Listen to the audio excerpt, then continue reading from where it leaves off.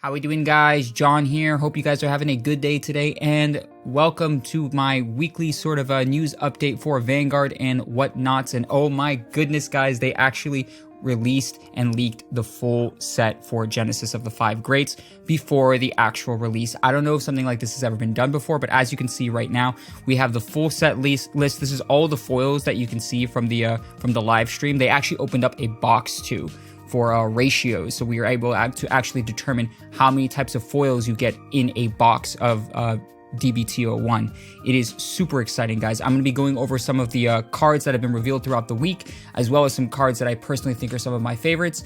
And of course, guys, if you like this style of content, remember to like, comment, subscribe. But I'm just going to jump right into it, guys, as we have a lot of cards I want to talk to you guys about. So just saying right from the start, guys, the stream, basically they opened up one whole box of the new set for JP, and from the following box it looked like there were 5 holo foils, 5 double rares, 4 triple rares, 1 ORR, which is the over trigger, and then 1 SP. So guys, this to me seems very, very good when it comes to overall ratios for opening boxes, opening cases, and just helping deck building in general. Because if there are as more as 4 triple rares in a box, that means that the ability to be able to pull a multitude of triple rares in a case is going to be a lot easier. Therefore, prices will hopefully reflect that, and it might be actually cheaper to invest into different types of decks, which is super exciting, at least in my eyes, because guys, I have been playtesting a lot with my teammates, which by the way, if you guys want to see us playtest, shameless plug, check out Alphonsus' streams on Sundays.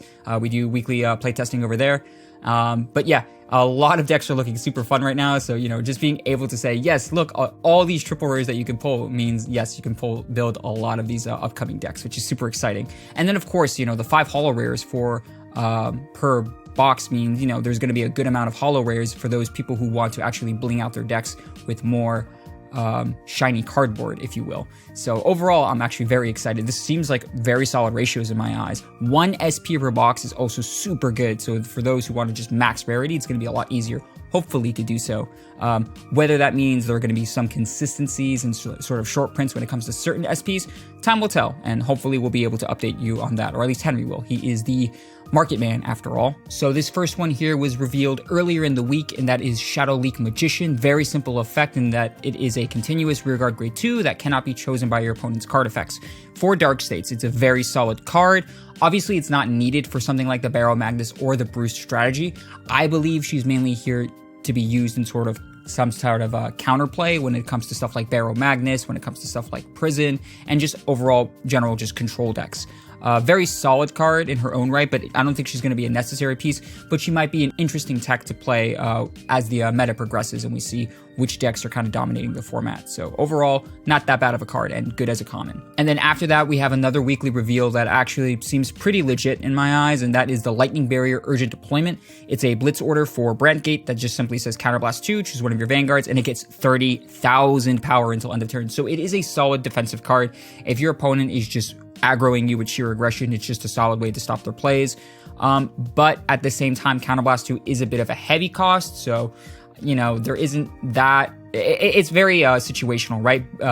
The way it's playing right now, I know that Orphis likes to Counterblast 2 consistently to be able to get their shadow tokens, and I know that Snow likes to Counterblast as well in order to properly imprison cards. So I don't know if this has a place in the deck build as it currently is, but you know, it's certainly an interesting card to take a note of, and you know, something to consider when it comes to deck building, but I don't think it's going to be super necessary. Just an interesting tech, if you will. And then moving on from those cards, the next 2 cards I want to talk about, I'm actually super excited about because they really help Dragon Empire as a whole. The second one, not so much, but this one over here, I'd really like to talk to you guys about. It's super neat. So it's Stealth Dragon, 10-shot Steed, and its effect is when the attack hits that it boosted, just hits, it doesn't have to hit Vanguard. Counterblast 1, retire the unit, and then search for a card on your Vanguard circle and add it to your hand, shuffle your deck. So guys, it is a consistent way to get the Persona ride that you need for Dragon Empire, whether that be Nirvana or Eugene. Obviously, there is going to be certain caveats. I know that as it stands right now, the Nirvana/Farina deck counterblasts a lot as it is, since, you know, counterblasting for stuff like Valiente skill, or counterblasting a lot for Nirvana skill, or counterblasting for the Order card. There's a lot of counterblasting that's happening, a lot of plays there. So some limitations there. For Eugene, however, there is a lot to love here for Eugene, because Eugene doesn't actually counterblast as much, so there's a lot more flexibility when it comes to that. Overall, it's a very solid card for both builds, and overall a solid build for Dragon Empire. And then the card that had me super excited. I mean, I just love this card right now, guys. It's super, super cool. They revealed it, I believe, somewhere earlier in the week, but I've been playtesting with it ever since. It's such a good card, and that is Rush Dragon Treebash, Mr. Triceratops Man himself. So his effect is, when your Vanguard attacks, if your opponent has 2 or less rear guards, you may put him into the soul, and your Vanguard gets 1 critical until the end of turn. Guys, this isn't a super duper good card, all right? So yes, obviously this card is supposed to be built for Eugene, and it is an amazing card for Eugene, right? Because previously Eugene didn't have some sort of like pressuring end game potential. It was just, you know, a good control deck that was able to keep up with some sort of tempo. But now with Treebash, there is a solid way to put pressure onto your opponent with an additional crit. However, why I super, super love this card right now, in Premium, it's kind of crazy. It is a grade 3 that goes into Soul that gives a crit. So, just off the top of my head, guys, you want to know something that can work really well with that? Dragonic Waterfall for Kagero, guys. It is amazing. You wipe out your opponent's board because, you know, you're Kagero, you're retiring a lot, you ride on Dragonic Waterfall, you attack with Dragonic Waterfall, you do Treebash's skill, put Treebash into the Soul, he gets an additional crit, and then with Waterfall's ability, you Soul Blast the Treebash out, and look, more crit shenanigans. There's so much potential with this card, guys. I'm super excited to play with this in the premium format. Overall, it's a very solid card. I'm a big fan of it. Then moving right along, guys, there's so much to talk about, so I'm just going to try and speed through it as fast as I can. Let's go on to Stoicheia next. There is Tears of Malice. It is a normal order card for Stoicheia that reads, cost, you retire 2 of your rear guards, then draw 1 card, put a card into your soul, and you countercharge 1. Very good utility card for the Zorga deck. Obviously, there is a lot of order cards that you can play when it comes to Zorga as a whole, but this is a very solid utility card in the sense that it helps put rear guards into the drop zone, so it helps set up your drop zone, but the countercharge is also nice, as well as the additional draw. Combine this with your Alchemagic, and there's a lot of combo plays that you could do here. Super good card. Obviously, it's not going to be a 4 of staple, but, you know, a solid 3 of or a 2 of is really good, in my opinion. And then they released the final double rare for Stoicheia as well, which is the Inheritance Maiden Hendrina.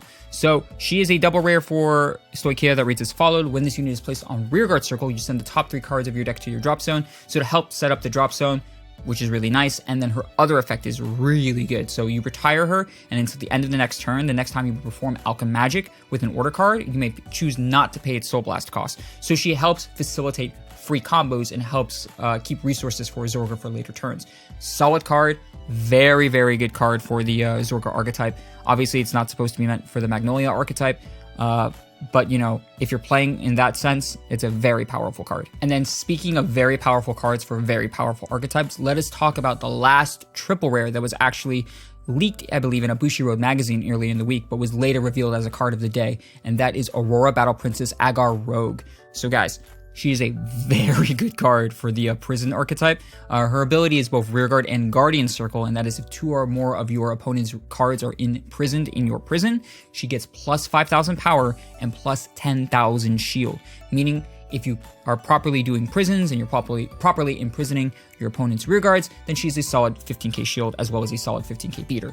Very good. And then her other effect is when it's placed on rearguard circle, Soul Blast 1, you choose one of your opponent's rearguards and you imprison it. So free imprison right there. Obviously a Soul Blast 1, yes, so it's not entirely free, but very, very good card for the imprison. Helps keep that control sort of flow that is the prison archetype, as well as being a solid defensive option.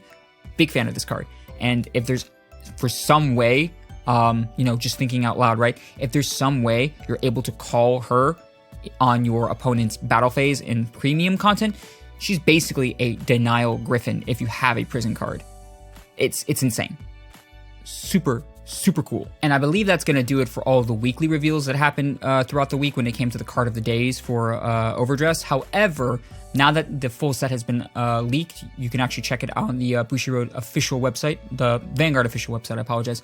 And it's really neat. There's a lot of cool utility cards that, I mean, obviously there's probably a lot more, but there are a couple that caught my eye that I really would like to talk to you guys about. So the first one over here is this guy over here, the Extreme Dragon.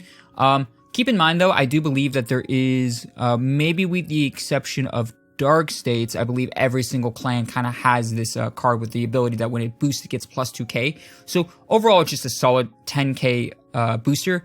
Obviously, you know, there might not be a lot to think about when it comes to this, but, you know, being able to make solid 23k numbers, being able to make solid 18k numbers, just being able to make solid magic numbers in general is super key right now, especially since everything is either 15 or 5k shield, with the exception, of course, of a few blitz orders.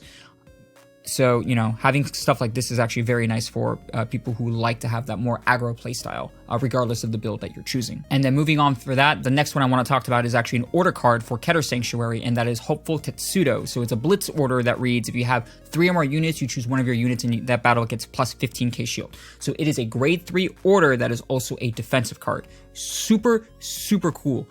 I love it for the fact that it is a grade 3 and it is technically a shield card. However, for me, it seems a little situational because you kind of need 3 units on the board in order for it to successfully go off.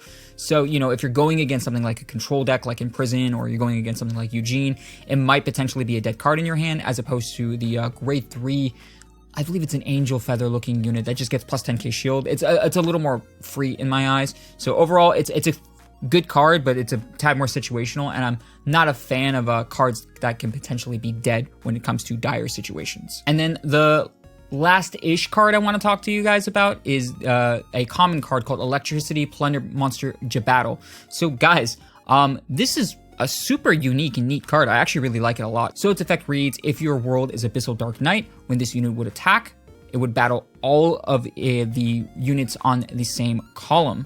Meaning, if you go into the Vanguard, it's going to battle both the Vanguard as well as the rearguard behind it.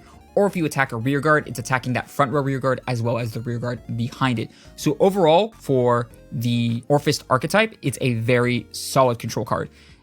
It's funny because the way Orphist normally plays, right, you just want to spam tokens on your board and try to conserve a lot of cards in your hand. So you really don't have that much board control potential. But this is actually very, very cool. I would honestly try to give it a shot if you guys can. Play it as a 2 of, maybe a 3 of. It's something that seems really unique and very powerful. I'm actually a very big fan of it, which is why I wanted to talk to you guys about it. There's a lot of cool combo plays that can happen when it comes to being able to smack it down with something like a big 15k shield token, and with Orpheus's effect, and then keep powering up with other cards. Be a solid column wipe, or, you know, a solid pressuring unit that even if it doesn't hit the Vanguard, you're still going to punish your opponent by retiring their rearguard in the back row, because they're not going to have enough shield value to guard both their Vanguard as well as the rearguard behind it. And then the last cards I just want to show you, they're not really anything super fancy or special. They just look cool, and I just thought I'd share you guys, you know, cool stuff. So they revealed all the triggers as well as the starting units for all of the rest of the nation. So of course, here is Stoicheia with the rest of them. You know, you've got the rest of the Grand Blue aesthetics. You've got Mr. Mucus Man over there as the starter. I have a sneaky suspicion that's going to be a meme. I don't know why, but it just looks like it. The potential is there. And then, you know, of course, there's like Keeping Up with Pale Moon. That's like there's like that Nightmare Doll looking card. So that's pretty cool. Then after that, they released the rest of the Brandgate stuff as well. So you can see that Brandgate gets their really nice Link Joker looking heal that we saw earlier, as well as their front, their draw, and their crit. Super neat looking art, guys. The aesthetics for these cards just look very impressive to me. Originally, you know, I wasn't as big as a fan of stuff like this when it came to Link Joker, other than maybe something like Chaos Breaker, but I don't know, there's just something about these new cards that look super cool to me, so I'm a fan of it. I dig it. Then after that, they also have the Dark States ones, so here are the Dark State ones. These look really nice too. Shoutouts to Gear Chronicle. It looks like a Spike Brothers, another unit over there, and then 2 more Dark Irregulars units, which also look really badass. Then moving on from that, we have the rest of the Keter Sanctuary ones that also look really nice. It's so nice that, you know, despite it being all one nation now, they still keep a lot of the aesthetics here for all of the clans. So you can see that there's a Genesis type of card. You can see the Oracle Think Tank type of card. You can see the Gold Paladin type of card. And they just look really nice. Very pleasing to me. And then, of course, I've saved the best for last because, you know, good old Dragon Empire, man, never ceases to amaze me. And then look at all these cool triggers, guys. That critical trigger looks so cool. The freaking lightning snake. Draw trigger's got that nice Tachikaze aspect, and you got the Murakumo / Nubatama aspect. And then the best heal trigger in the game. Look at him, guys. He's so precious. Ah! He's charging up for a solar beam. We must protect him. Give him 2 turns, guys. 2 turns. But yeah, jokes aside, really cool art, really neat art overall. Super impressed, and you know, it's interesting to see that we're getting the additional triggers so early. So rather than being in this sort of rainbow trigger meta, we're able to go back and adapt to basically how we were back in the V standard format, where it came to, you know, having the fronts, having the draws, having the crits, and being able to be flexible when it came to our lineups. So I'm very curious to see where this will now fall when it comes to deck building as a whole. And yeah, everybody, that is basically the news for me, at least for the week. Overall, it seemed like, well, I tried to keep it as compressed as I can, but there's just so much more to look at, guys. It's overall insane that, like, we're getting this stuff pretty much earlier than expected. You know, obviously I was thinking that, you know, once JP released, there was going to be more stuff that we can analyze, but they were just like, nah, man, here you go. Here's the full set. Go crazy, guys. So now we get to do more play testing. We get to actually experience the full set as it is. And of course, experience the wonders of Overdress. But for now, guys, my name is John from Team Gradelock. I hope you enjoyed our video, and I will see you guys next time. Deuces!